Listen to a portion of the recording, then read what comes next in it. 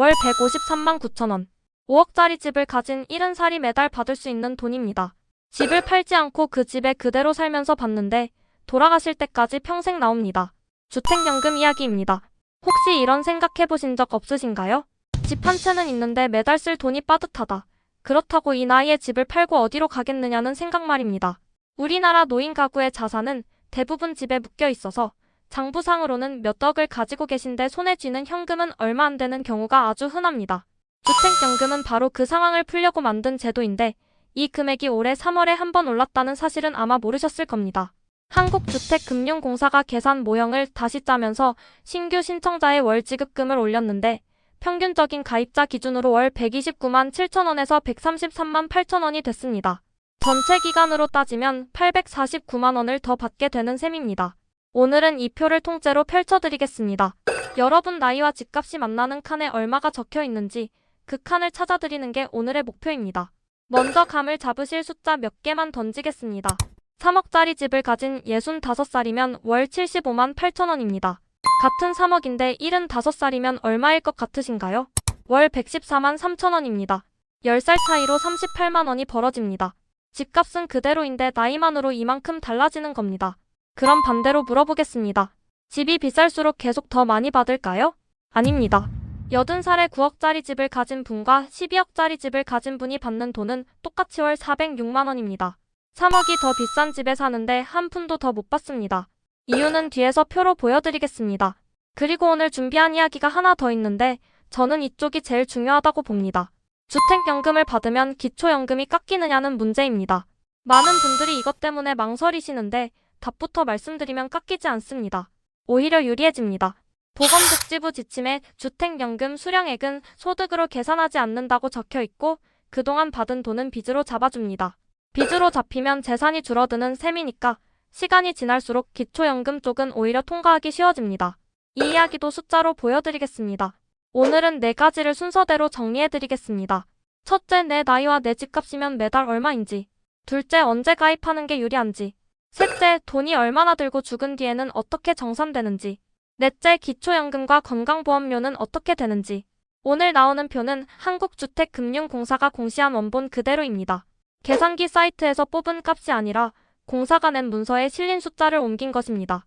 지금 여러분 나이와 살고 계신 집의 시세, 이 2개만 떠올리고 계시면 됩니다. 영상이 끝날 때쯤엔 여러분 칸이 나옵니다. 숫자로 정리해드리겠습니다. 주택연금이 무엇인지부터 정확히 보겠습니다.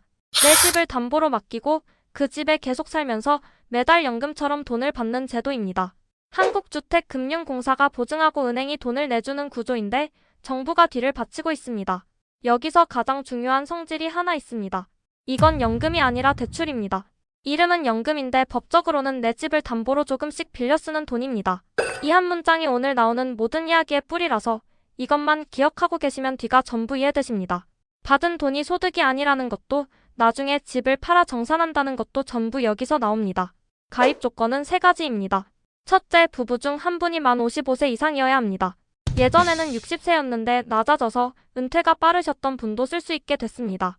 둘째, 부부가 가진 주택의 공시가격 합계가 12억 원 이하여야 합니다. 여기서 헷갈리시면 안 되는 게 공시가격이 12억이라는 뜻이지 시세가 12억이라는 뜻이 아닙니다.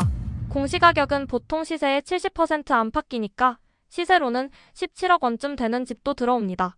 집이 여러 채여도 합쳐서 12억 이하면 됩니다. 셋째, 그 집에 실제로 살고 계셔야 합니다. 주민등록이 되어 있고 실제 거주하는 집이어야 하는데 올해 6월부터는 질병치료나 요양시설 입소처럼 어쩔 수 없는 사정이 있으면 살지 않아도 가입할 수 있게 바뀌었습니다. 그럼 받는 방식은 하나뿐일까요? 그렇지는 않습니다. 돌아가실 때까지 매달 같은 금액을 받는 종신지급 정액형이 기본이고 목돈이 필요할 때 일부를 미리 꺼내 쓰고 나머지를 매달 받는 방식, 10년이나 20년처럼 기간을 정해놓고 그 안에 몰아받는 방식, 그리고 기존 주택담보대출을 갚는 데 쓰는 방식이 따로 있습니다. 오늘은 이 가운데 종신지급 정액형을 기준으로 말씀드리겠습니다. 실제 가입자의 절반이 넘게 이걸 고르시고 나머지 방식도 결국 이 금액에서 더하고 빼서 정해지기 때문입니다. 그러니까 오늘 보실 표가 모든 계산의 출발점이라고 생각하시면 됩니다. 그럼 이제 가장 궁금하실 것으로 넘어가겠습니다. 내 나이 내 집이면 매달 얼마일까요? 이제 본편입니다. 공사가 공시한 표를 그대로 펼쳐드리겠습니다. 나이는 5살 단위로 집값은 1억부터 12억까지 나옵니다. 여러분 칸이 나오면 거기서 멈추시면 됩니다. 먼저 3억짜리 집부터 가겠습니다. 우리나라에서 가장 흔한 구간이라 여기부터 보는 게 감이 빠릅니다. 3억짜리 집을 가진 60살이면 월 63만 2천원입니다. 65살이면 75만 8천원, 70살이면 92만 3천원입니다. 75살은 114만 3천원이고 80살이 되면 144만 9천원까지 올라갑니다. 같은 3억짜리 집인데 60살과 80살이 받는 돈이 2배 넘게 차이 납니다. 집은 그대로인데 나이만으로 이렇게 갈리는 겁니다. 이제 5억짜리 집으로 올라가겠습니다. 60살이면 105만 3천원, 65살이면 126만 4천원입니다. 70살이 153만 9천원, 75살이 190만 6천원입니다. 80살이면 241만 6천원이 나옵니다. 여기서 한번 멈추겠습니다. 5억짜리 집에 사시는 70살 어르신이 다른 소득이 하나도 없다고 놓고 보면 이분은 매달 153만 9천원을 평생 받으시게 됩니다. 국민연금 평균 수령액과 견줘보시면 이게 어느 정도인지 감이 오실 텐데 집 한 채가 국민연금 2~3배의 돈을 매달 만들어내는 셈입니다. 7억짜리 집으로 가겠습니다. 65살이면 177만원, 70살이면 215만 5천원입니다. 75살은 266만 9천원, 80살은 338만 2천원입니다. 9억이면 65살에 227만 6천원, 70살에 277만원입니다. 75살은 343만 1천원이고 80살은 406만원입니다. 마지막으로 12억입니다. 65살이면 303만 5천원, 70살이면 341만 4천원입니다. 75살이 366만 6천원, 80살이 406만원입니다. 여기서 이상한 걸 눈치채신 분이 계실 겁니다. 80살주를 보시면 9억도 406만원이고 12억도 406만원입니다. 이 이야기는 바로 다음 장에서 자세히 하겠습니다. 여기서 한 가지 더 짚고 가겠습니다. 같은 나이줄에서 집값이 2배가 되면 금액도 2배가 될까요? 65살주를 보시면 3억이 75만 8천원이고 7억이 177만원인데 집값이 2.33배일 때 금액도 정확히 2.33배입니다. 그러니까 이 표는 곱셈으로 어림이 됩니다. 여러분 집이 4억이면 3억 한과 5억 한 사이 어디쯤이라고 보시면 되고 6억이면 5억과 7억 사이입니다. 다만 이 곱셈이 어디서 깨지는지가 중요한데 그 이야기는 다음 장에서 하겠습니다. 작은 집도 빼놓지 않겠습니다. 1억짜리 집이면 65살에 25만 2천원, 75살에 38만 1천원, 80살에 48만 3천원입니다. 금액이 크지는 않지만 이 구간에는 우대형이라는 별도 제도가 있어서 더 받으실 수 있는데 그 이야기는 8번째 장에서 하겠습니다. 정리하면 이렇게 기억하시면 됩니다. 3억이면 65에 76만원, 5억이면 126만원, 7억이면 177만원. 그리고 10살 늦출 때마다 대략 절반이 더 붙습니다. 이 2개만 들고 계셔도 어림이 됩니다. 한 가지 덧붙이면 이 표는 올해 3월 1일 이후에 새로 신청하시는 분께 적용되는 금액입니다. 이미 받고 계신 분의 금액은 바뀌지 않습니다. 가입할 때의 표로 평생 가는 구조이기 때문입니다. 앞장을 보시고 이렇게 생각하신 분이 계실 겁니다. 늦게 가입할수록 매달 더 주니까 최대한 미루는 게 낫지 않을까 하는 생각입니다. 실제로 5억짜리 집을 보면 65살에 126만 4천원인데 75살까지 미루면 190만 6천원이 됩니다. 10년 미뤘더니 51%가 더 붙습니다. 숫자만 보면 미루는 게 맞는 것 같습니다. 그런데 여기에 함정이 하나 있습니다. 늦게 시작하면 그만큼 받는 기간이 짧아집니다. 그래서 매달 받는 금액이 아니라 평생 받는 총액으로 다시 계산해봤습니다. 5억짜리 집을 가진 분이 90살까지 사신다고 놓고 비교해보겠습니다. 65살에 가입하면 25년 동안 받아서 총 3억 7,920만원이 됩니다. 70살에 가입하면 20년 동안 받아서 3억 6,936만원이고 75살에 가입하면 15년 동안 3억 4,308만원입니다. 빨리 가입한 쪽이 더 많습니다. 매달 받는 돈은 적은데 총액은 오히려 앞서는 겁니다. 그럼 언제 뒤집힐까요? 계산해보니 95살입니다. 95까지 사시면 70살 가입이 앞서고 100살까지 사시면 75살 가입이 앞섭니다. 그러니까 아주 오래 사실 경우에만 미룬 쪽이 이깁니다. 여기서 재미있는 걸 하나 더 말씀드리겠습니다.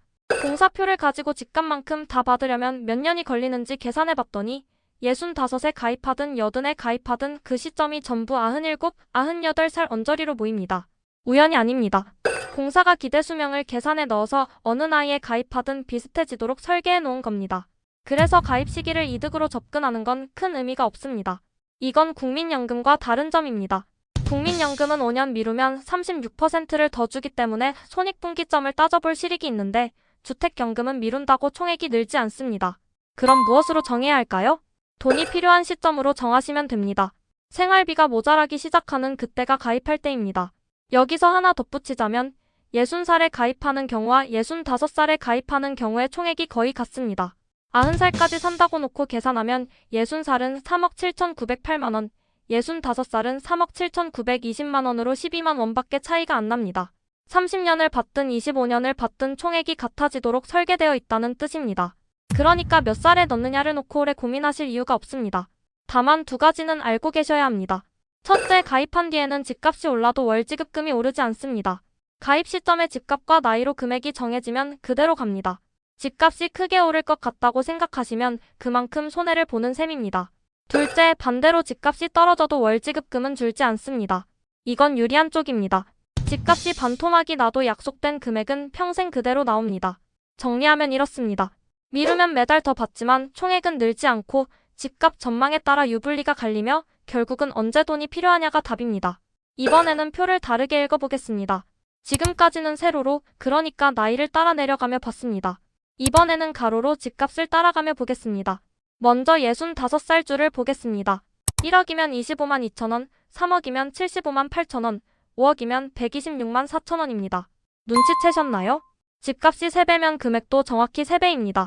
집값 대비 비율로 따지면 전부 0.25%로 똑같습니다. 65살까지는 이 비례가 깨지지 않습니다. 1억이든 12억이든 집값에 정확히 비례해서 나옵니다. 그런데 70살 줄로 내려오면 달라집니다. 9억까지는 비율이 0.31%로 같은데 12억 한만 0.28%로 떨어집니다. 75살이 되면 격차가 더 벌어져서 9억은 0.38%인데 12억은 0.31%입니다. 그리고 80살에서 결정적인 일이 벌어집니다. 9억짜리 집이 406만원인데 12억짜리 집도 406만원입니다. 놀랍게도 똑같고 85살 줄도 마찬가지로 둘 다 473만 4천원입니다. 3억이나 더 비싼 집을 가지고 계신데 한 푼도 더 못 받으시는 겁니다. 숫자로 보면 이렇습니다.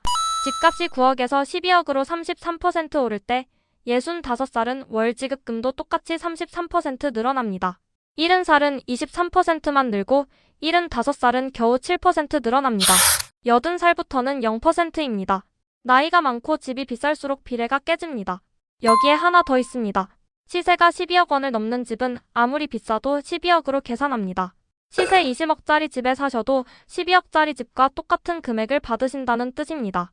물론 공시가격이 12억을 넘으면 애초에 가입이 안 되지만 공시가격은 12억 이하인데 시세는 그보다 훨씬 높은 경우가 있습니다. 그런 집이 여기에 걸립니다. 그럼 왜 이런 일이 벌어질까요? 공사가 내놓은 표에는 이유가 적혀있지 않아서 단정해서 말씀드리지는 않겠습니다. 다만 분명한 것은 집값이 커질수록 그리고 나이가 많을수록 한도 같은 것이 걸린다는 사실이고 이건 표에 그대로 드러나 있습니다. 88살이 넘으면 조합에 따라 오히려 금액이 조금 줄어드는 구간도 있어서 관할지사에 문의하라고 공사가 따로 안내해 두었을 정도입니다. 그래서 이 제도는 비싼 집을 가진 분보다 중간 정도 집을 가진 분에게 더 효율적입니다. 3억에서 7억 사이 구간은 나이와 상관없이 집값에 정확히 비례해서 나오기 때문입니다. 바꿔 말하면 우리나라에서 가장 흔한 집을 가진 분들이 이 제도를 가장 온전하게 쓰실 수 있다는 뜻이기도 합니다. 거꾸로 말하면 고가주택을 가지고 계신 분은 주택연금 말고 다른 방법도 함께 견줘보셔야 한다는 뜻이기도 합니다. 돈 이야기를 하겠습니다. 주택연금에 드는 비용은 3가지입니다. 첫째, 초기보증료입니다. 가입할 때 한 번 내는 돈인데 주택가격의 1%입니다. 5억짜리 집이면 500만원입니다. 원래 1.5%였는데 올해 1%로 내렸습니다. 5억 기준으로 750만원에서 500만원이 됐으니까 250만원이 줄어든 셈입니다. 둘째, 연보증료입니다.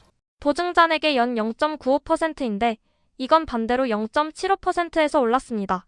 초기 보증료를 내리면서 연보증료를 조금 올린 겁니다. 셋째, 이자입니다.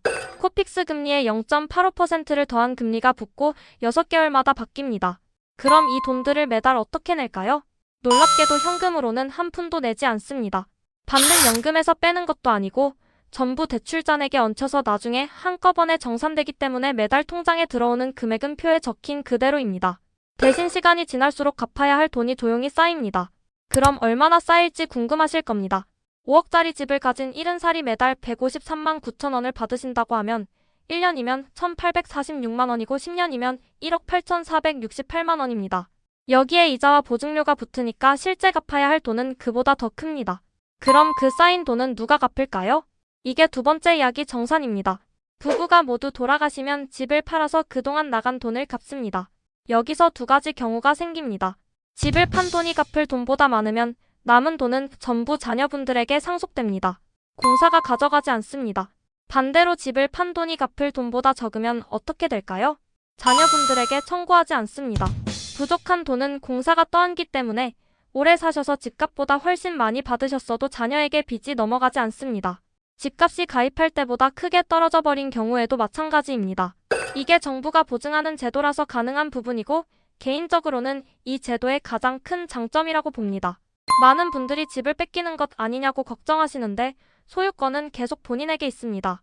담보로 잡혀있을 뿐이지 등기부상주의는 그대로입니다. 그래서 재산세도 본인이 내고 집을 수리하는 것도 본인 마음입니다. 한 가지 덧붙이면 배우자가 남으셨을 때 연금이 끊기지 않습니다. 부부 중 한 분이 돌아가셔도 남은 분이 같은 금액을 그대로 평생 받으십니다. 이건 가입할 때 배우자를 함께 등록해 두어야 확실하니까 신청하실 때 반드시 확인하셔야 합니다. 이제 가장 많이 망설이시는 지점입니다. 주택연금을 받으면 기초연금이 깎이지 않을까 하는 걱정입니다. 매달 150만 원씩 들어오는데 그게 소득으로 잡히면 기초연금 커트라인인 247만 원을 금방 넘길 것 같으니까요. 결론부터 말씀드리겠습니다. 잡히지 않습니다. 보건복지부가 낸 2026년 기초연금 사업 안내에 이렇게 적혀 있습니다. 주택연금 수령액은 재산담보부 금융부채의 성격을 지니고 있으므로 소득으로 산정하지 않고 수령액 누계를 부채로 산정한다. 앞에서 주택연금은 연금이 아니라 대출이라고 말씀드렸는데 그 성질이 여기서 그대로 작동하는 겁니다. 빌린 돈은 소득이 아니니까요. 그런데 여기서 한 걸음 더 나아갑니다. 받은 돈이 빚으로 잡힌다는 게 무슨 뜻일까요? 기초연금은 재산에서 빚을 빼고 계산합니다. 그러니까 주택연금을 받을수록 빚이 쌓이고 빚이 쌓일수록 재산이 줄어들고 재산이 줄면 소득인정액이 내려갑니다. 시간이 지날수록 기초연금 쪽은 오히려 유리해지는 구조입니다. 지침에 실린 예시가 이걸 그대로 보여줍니다. 매달 60만 원씩 1년째 받고 계신 분이 기초연금을 신청하면 그동안 받은 720만 원을 부채로 잡아준다고 되어 있습니다. 그리고 수급자가 된 뒤에도 매달 받는 금액을 계속 부채로 더해갑니다. 숫자로 보겠습니다. 대도시에 사시는 단독가구가 공시가 5억짜리 집을 가지고 계시고 65세 주택연금으로 월 126만 4천 원을 받기 시작했다고 해보겠습니다. 가입 직후 소득인정액은 121만 6,667원입니다. 5년이 지나면 받은 누계가 7,584만 원이 됐고 이게 빚으로 잡히면서 소득인정액이 96만 3,867원으로 내려갑니다. 10년이 지나면 누계가 1억 5,168만 원, 소득인정액은 71만 1,067원까지 떨어집니다. 물론 이분은 처음부터 커트라인 아래라 계속 기초연금을 받으십니다. 하지만 원래 커트라인 근처에 계셨던 분이라면 주택연금을 받는 동안 소득인정액이 내려가면서 탈락해서 통과로 바뀔 수도 있는 겁니다. 다만 조심하실 게 하나 있습니다. 받은 돈을 쓰지 않고 통장에 쌓아두면 금융재산으로 다시 잡힙니다. 빚으로 빼주는 만큼 예금으로 더해지니까 효과가 사라집니다.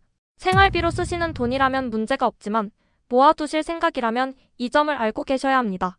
여러분이 지금 기초연금을 받고 계신다면 이 대목이 특히 중요합니다.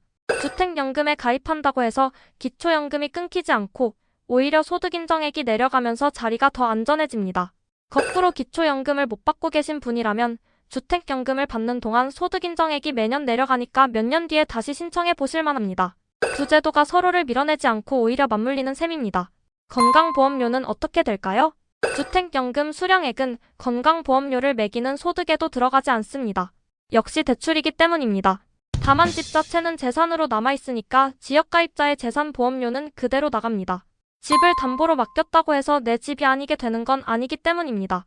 지금까지 보신 표가 작은 집을 가진 분께는 좀 야박하게 느껴지지 않으셨나요? 1억짜리 집이면 65살에 월 25만 2천 원이니까 이 돈으로 생활이 되겠느냐는 생각이 드는 게 당연합니다. 그런데 그런 분들을 위한 제도가 따로 있습니다. 우대형 주택연금입니다. 조건은 두 가지인데 부부 중 한 분 이상이 기초연금을 받고 계셔야 하고 부부가 가진 집이 시가 2억 5천만 원 미만 1주택이어야 합니다. 이 조건에 맞으면 일반형보다 월 지급금을 더 주는데 기초연금 이야기가 여기서 나오는 게 우연이 아닙니다. 집은 있는데 소득이 없어서 기초연금을 받고 계신 분, 그러니까 앞편에서 계속 나왔던 바로 그분들을 겨냥한 제도입니다. 그리고 올해 6월 1일부터 이 우대가 더 커졌습니다. 시가 1억 8천만 원 미만 주택에 사시는 분의 우대 금액이 월 9만 3천 원에서 월 12만 4천 원으로 늘었습니다. 작은 집일수록 월 지급금 자체가 적으니까 이 3만 원이 체감으로는 훨씬 큽니다. 이제 올해 바뀐 것들을 한 번에 정리해드리겠습니다. 첫째, 3월 1일부터 월 지급금이 올랐습니다. 공사가 계산 모형을 다시 짜면서 평균적으로 3.13%가 올랐는데 여기서 재미있는 게 나이별로 인상률이 다르다는 점입니다.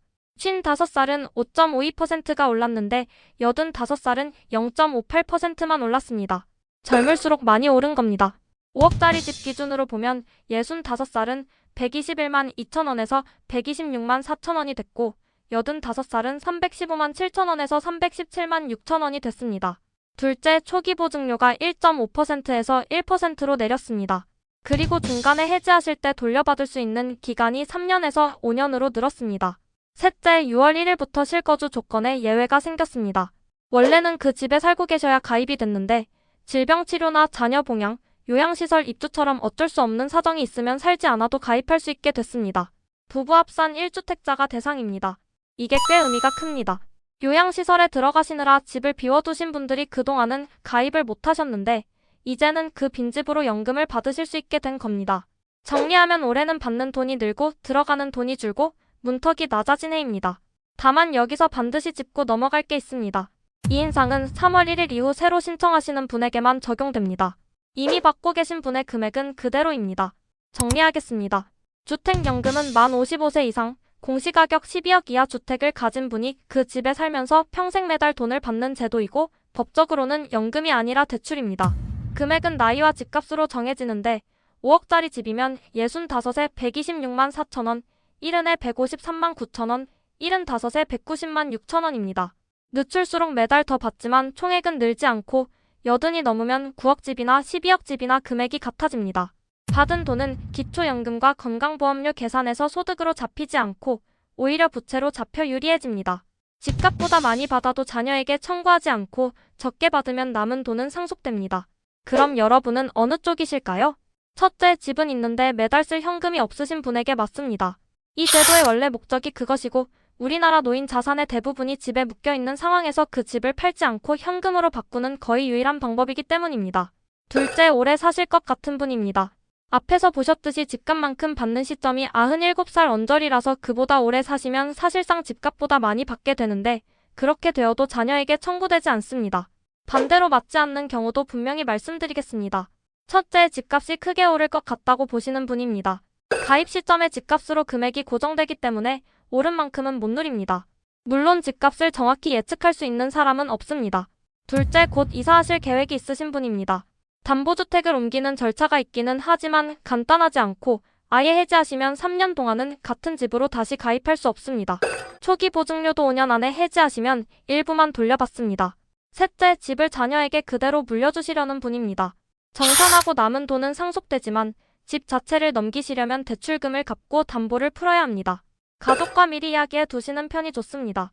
실제로 자녀분 반대로 가입을 못하시는 경우가 꽤 있다고 합니다. 신청은 한국주택금융공사 지사에서 하시고 홈페이지에 예상연금조회가 있어서 나이와 주소, 집값만 넣으면 내 금액이 바로 나옵니다. 전화로 물어보시려면 1688-8114입니다. 오늘 보여드린 표는 어디까지나 일반주택, 종신지급, 정액형 기준이고 실제 금액은 주택 종류와 지급 방식에 따라 달라집니다. 가입을 권해드리는 것도 말리는 것도 아닙니다. 다만 내 집이 매달 얼마짜리인지는 알고 계셔야 판단을 하실 수 있습니다. 오늘 그 숫자를 확인하셨다면 그걸로 충분합니다. 주변에 집은 있는데 생활비가 빠듯하신 분이 계시다면 이 이야기를 한번 전해주시기 바랍니다. 숫자로 정리해드렸습니다.